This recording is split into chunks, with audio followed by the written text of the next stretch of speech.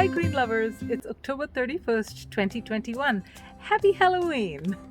I just thought I'd give you a quick tour of my garden to show you what's going on and what's not going on anymore. It's the end of summer and things are ramping down, but we've had our first bout of rains, which means that the garden is starting to wake up again.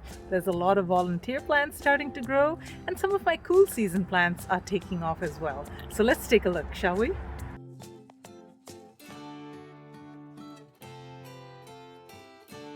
I'm first going to start with my pepper patch because those are still producing, even though I've probably got less than a month until my first frost. So I wanted to show you some of the interesting peppers that I am growing. This here is a Buena Mulata pepper. Now, I highly recommend this pepper. Look at it first off. It's a beautiful pepper. It's a beautiful purple color, and it turns into an absolutely gorgeous red when it is fully ripe. It is a very tasty pepper, not terribly hot. It's got a little bit of a bite to it, but not horribly hot. But it's very, very fast to grow from seed to harvest in about 8 weeks, literally. And look at that, the plant is so tiny, it's only about a foot tall, and it is absolutely loaded with peppers. So grow Buena Mulata, you won't be sorry. As I pass by my sweet alyssum, I can smell the wonderful honey-scented blossoms. These are gorgeous. Look at how it cascades down. This one is called, I believe, Royal Carpet because of the purple color. And I've got another which is called Carpet of Snow, which is the more typical one, the white one, and I'll show you that in just a moment. But let's take a look at some more of my pepper plants. This is another one that is bringing me a lot of joy. This is the Black Hungarian. Take a look at how beautiful and jet black that one is. And I've got my first ripe Black Hungarian pepper. Look at that beautiful color. What a gorgeous red. Red's my favorite color. This is an overwintered pepper.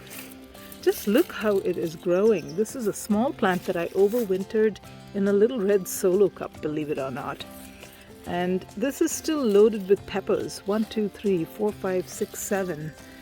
And it is growing. Of course, it has grown through the solo cup and it's grown into the planter. But even at this time of year, it's still producing quite a few peppers. And I do have some poblanos that are still growing. Now this one produced multiple harvests. This is also an overwintered pepper, and it produced at least 3 flushes of peppers.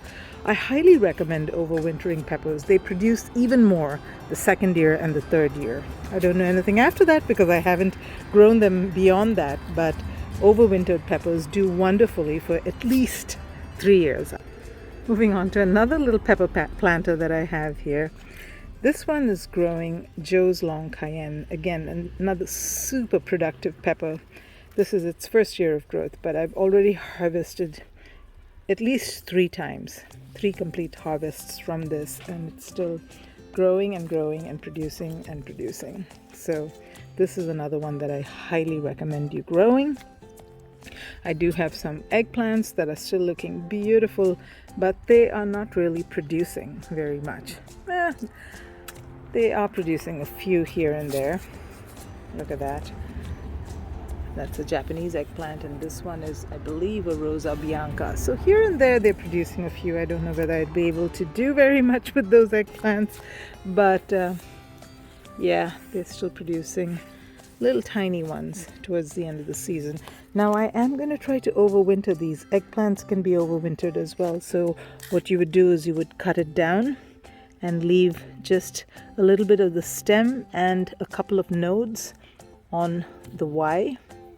So you see how it branches out in a Y shape. So you would leave a couple of nodes. The nodes are where the leaves come out from. And then you'd cut the entire plant down at that point, and then you'd give it some kind of protection to cover it and see whether it will survive the winter. I have had a Japanese eggplant survive the winter with absolutely no protection, which is kind of weird because my temperature here does drop below 0 several times during our short, mild winters, but it still survived. So I think that the Japanese eggplant particularly is hardy. So I'm going to try and overwinter at least a few of those. That's another purple carpet, sweet alyssum, and this was the carpet of snow that I was talking about, the more common one, but gosh, at this time of year, sweet alyssum is absolutely gorgeous. What I do is I chop it down really abruptly, kind of in the middle of summer when it doesn't do as well, and then during fall it comes back in all its beauty. Oh, look at that, I've got some nasturtiums. These are all volunteers starting to grow and produce flowers at this time of year. So this here is a bucket into which I harvested my leeks. I took many of them out, but obviously I left a few in here, and when the rain started and this tote collected some water at the bottom, it started causing the leeks to sprout. So I'm just going to take and plant these and see whether I can grow some new leek plants from this. And my basil has reached end of season. This here is a Thai basil, and it's actually a tender perennial, so it can go a few years just as long as it doesn't get too freezing cold. This has been a great bee magnet, so I really hope it survives. I haven't eaten much out of it, but the bees absolutely have eaten a lot out of it. So I will continue to grow basil, if nothing else, but for the bees.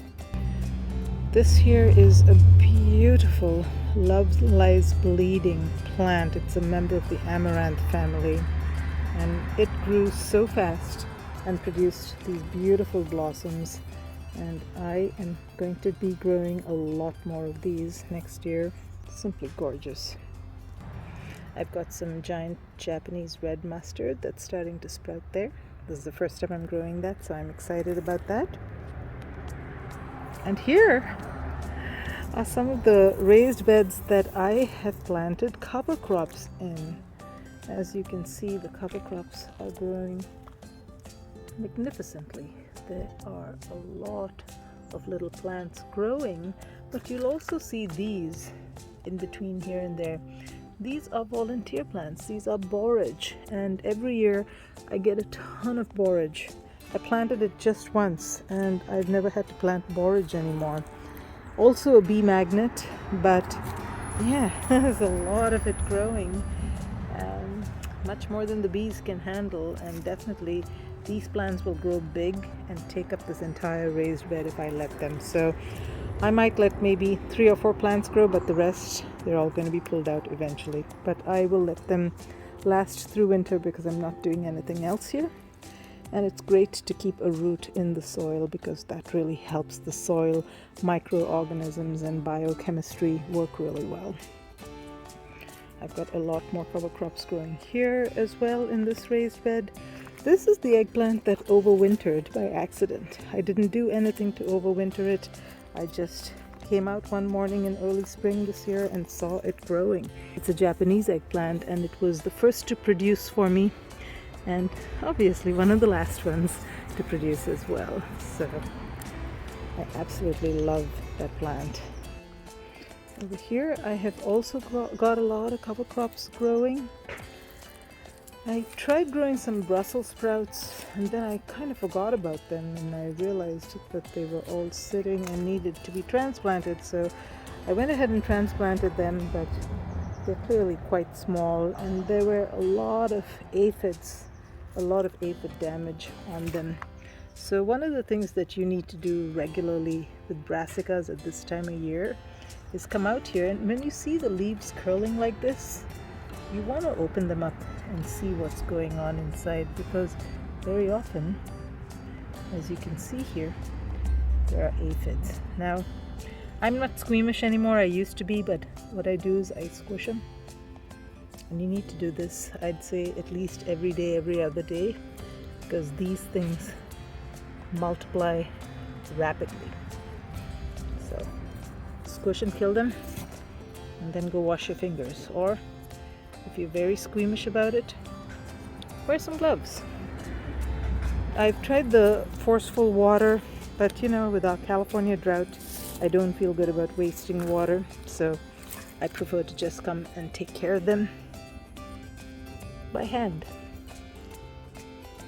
This is my single seed challenge. I'm going to overwinter this plant. It is still looking pretty even though I've harvested everything off of it. It's got one solitary chili on it and it's still got a lot of flowers coming in. I don't think it's going to produce anything, but I love this plant and I'm going to try and bring it back to life next summer. So the leeks that I just showed you that were growing, I couldn't bear to let them rot, so I came and planted them along the edge of this raised bed.